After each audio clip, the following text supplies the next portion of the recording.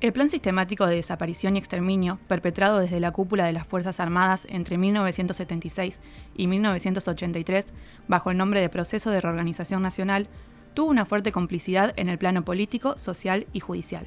La diversidad de actores abordados en el criterio de civil incluye desde funcionarios del Poder Ejecutivo y Judicial hasta integrantes de la Iglesia Católica y empresarios. En igual medida, a lo que pasa con muchos miembros de la Iglesia vinculados a la dictadura, en el caso de la justicia, aún se considera que la participación de sus funcionarios no fue orgánica, a pesar de haberse dado de manera similar en distintas regiones del país. Bajo el manto del Poder Judicial, se negaron en forma masiva habeas corpus y se impidió a las víctimas el acceso a la justicia. Si bien el rol que tuvieron los jueces y procuradores de la Corte Suprema de Justicia de la Nación ha sido relegado a un segundo plano, comparado con la actuación de funcionarios judiciales de instancias inferiores, el papel que desempeñó la Corte durante ese periodo también tuvo un efecto devastador en términos de garantías individuales. Y no solo para quienes recurrían directamente a la Corte Suprema buscando amparo frente a la violencia del Estado, sino también, por un lado, para aquellos a los que los tribunales inferiores cerraban las puertas siguiendo los criterios fijados por la Corte, y, por el otro, para las futuras víctimas de la represión de un gobierno que se sentía respaldado y protegido por los jueces. En cuanto a complicidad civil, también tuvieron un rol fundamental algunas de las principales empresas y empresarios del país, como el caso de Ford y la condena judicial a altos directivos o la emblemática causa Mercedes-Benz, de la que se recogieron una decena de testimonios durante el juicio a las juntas y se encuentra en curso desde 2002. El caso del Ingenio Ledesma, de la familia Blaquier, la denominada Noche del Apagón, es uno de los más fieles ejemplos de la complicidad empresarial con la dictadura. Entre el 20 y el 27 de julio de 1976, el gobierno militar y directivos de la empresa realizaron cortes de luz en varias localidades de Jujuy, con el objetivo de secuestrar a trabajadores, estudiantes, militantes y profesionales del campo popular. No se puede hablar de complicidad civil sin mencionar a los medios de comunicación y la apropiación de papel prensa, aunque el tema será abordado con detalle en un próximo capítulo. Hoy vamos a conocer quiénes fueron Susana Alicia Larrubia, Nora Alicia Larrubia y Alicia Severa Cabrera.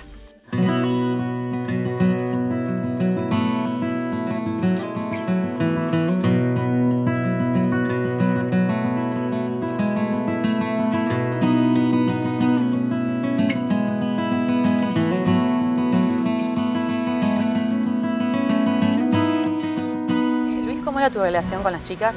¿Qué parentesco tenían? Bueno, eran mis primas. La relación es así.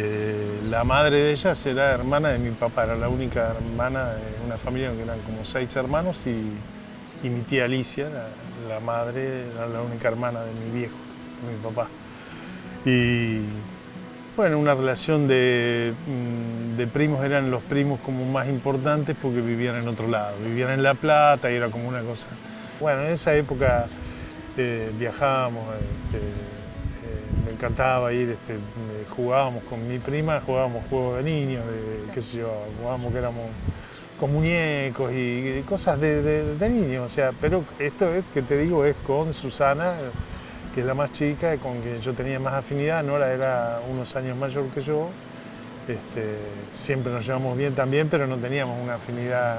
La otra chica era de mi edad. Entonces ellas, las hijas no vivieron nunca acá en Trenque. Alicia sí, la mamá sí. No, la mamá no recuerdo yo que haya vivido, habrá vivido en alguna época antes de casarse o algo, pero siempre yo la recuerdo con este hombre, llegando por ahí, vivieron en Jujuy, no sé dónde más, y después recalaron ahí en La Plata y mis recuerdos comienzan cuando están ahí en La Plata. Las chicas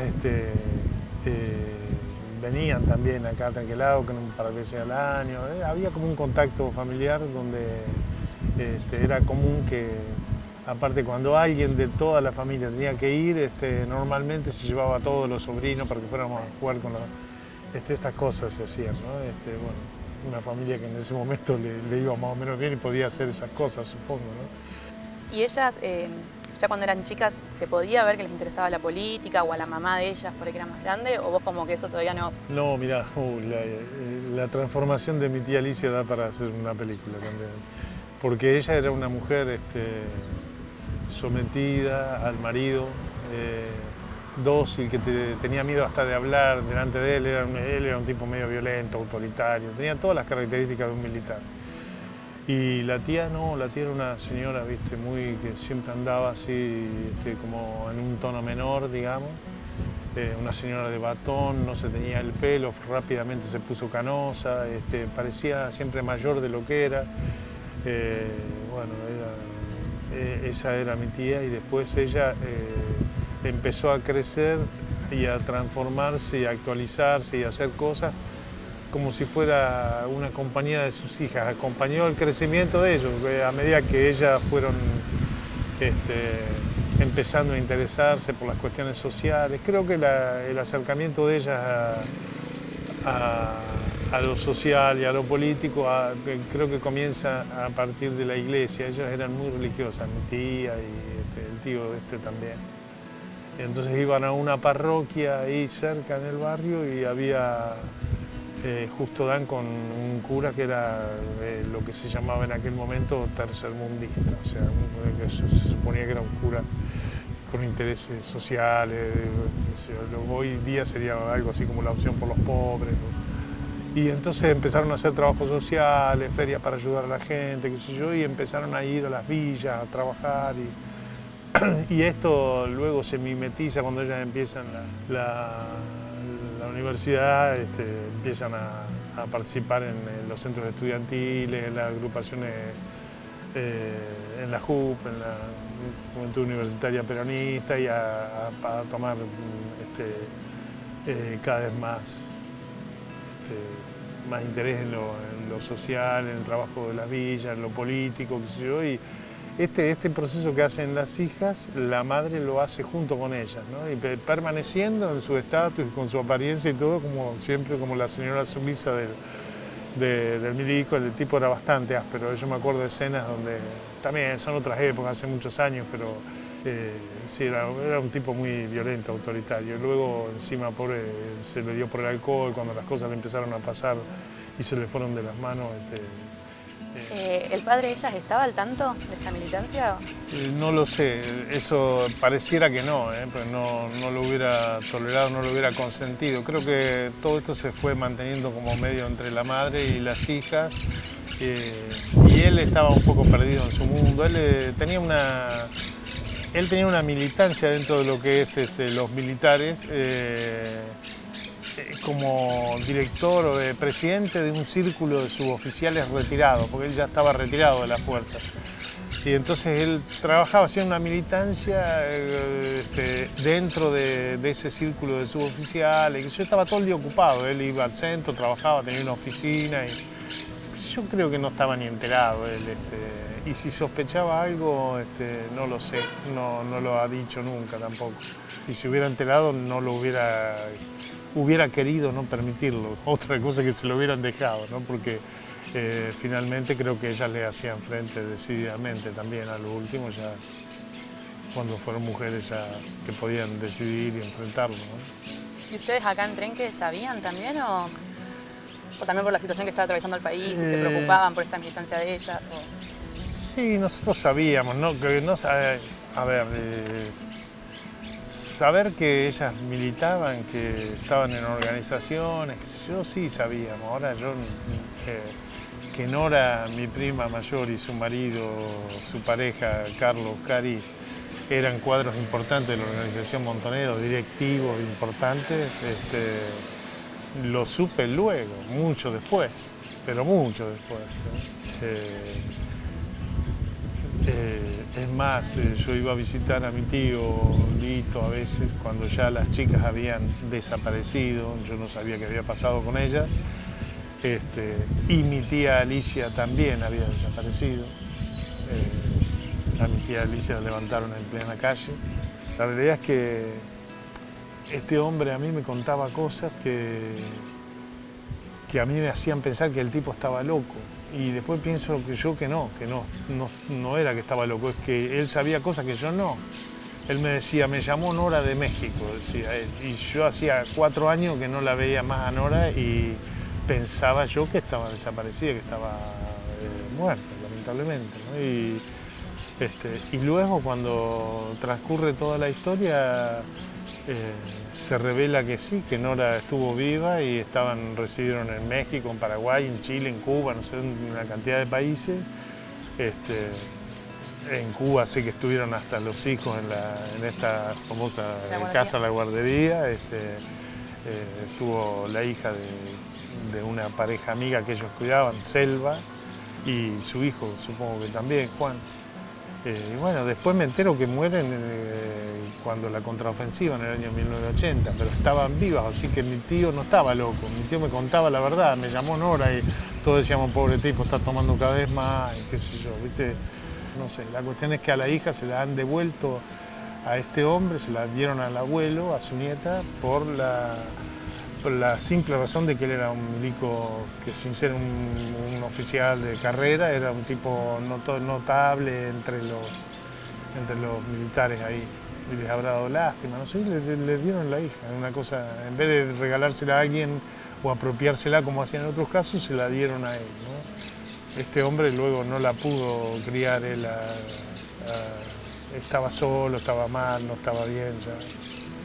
Y se la apropiaron unos vecinos, así que bueno, muchísimos años después esta chica volvió a vivir a la casa de su abuelo y reconoció que pertenecía a la familia que pertenecía, y bueno, fue todo para ella debe haber sido terrible, ¿no? Estaba en una época bastante difícil también de recordar, porque uno también estaba tratando de sobrevivir, cosa que después con el tiempo a uno le da un poco de... Todo este tema a mí me resulta como culposo decir, porque uno dice, ¿yo por qué estoy vivo? Si yo comparto las ideas que ellos tenían.